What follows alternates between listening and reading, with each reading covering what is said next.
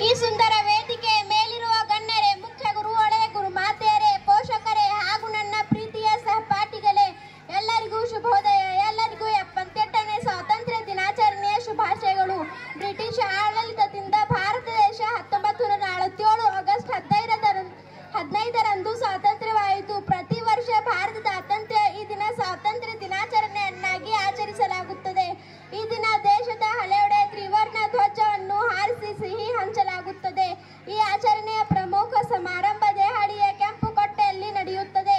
ಈ ಸಮಾರಂಭದಲ್ಲಿ ಭಾರತದ ಪ್ರಧಾನಿ ರಾಷ್ಟ್ರ ಧ್ವಜವನ್ನು ಹಾರಿಸಿ ಭಾರತದ ರಾಷ್ಟ್ರಗೀತೆ ಜನಗಣಮನವನ್ನು ಹಾಡಿದ ನಂತರ ರಾಷ್ಟ್ರವನ್ನು ಉದ್ದೇಶಿಸಿ ಭಾಷಣ ಮಾಡುತ್ತಾರೆ.